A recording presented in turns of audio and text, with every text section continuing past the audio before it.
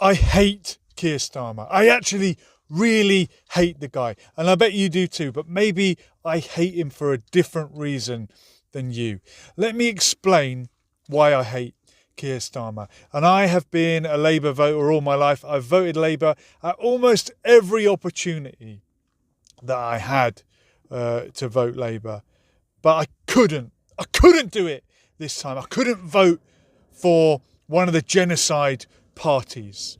And you know why I call them the genocide parties. Putting aside his support for what went on over there and the sausages situation, as he calls it, Keir Starmer came along and backstabbed his friend Jeremy Corbyn. Jeremy Corbyn, a man I was proud to vote for, a man that made you proud to support the Labour Party after everything that Tony Blair had done to drag the party's name through the mud, to besmirch the name of the Labour Party.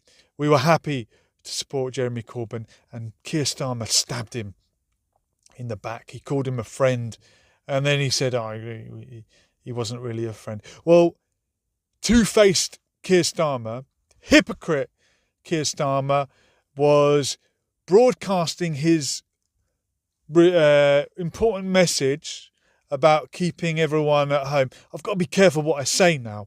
I'm so paranoid about the algorithm that it almost ruins making a video. But you know what happened in 2021.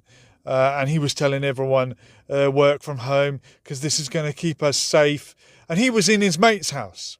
He was at Lord Wahid Ali's £18 million penthouse.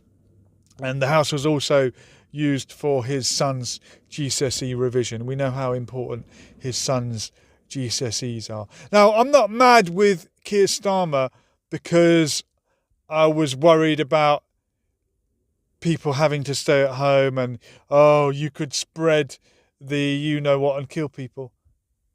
It was nonsense. And he knew that.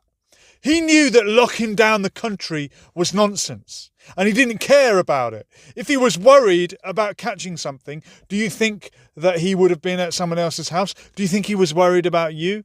No. The outrage should not be that these politicians were putting us at risk by going round someone's house. They had all the statistics at the touch of a button. They had it all at their fingertips. They knew it was nonsense, but they wanted to lock you down.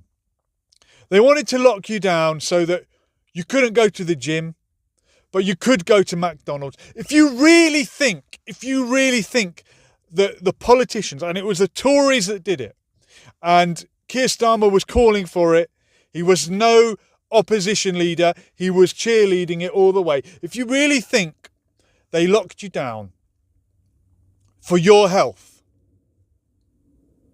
how have you not worked it out yet? How is the penny not dropped? I don't know what else to say on that matter, but surely you must now look back on it and wonder how all the politicians that knew the situation, had all the stats, they were all partying, whether red or blue, Tory, Labour, they were all partying together.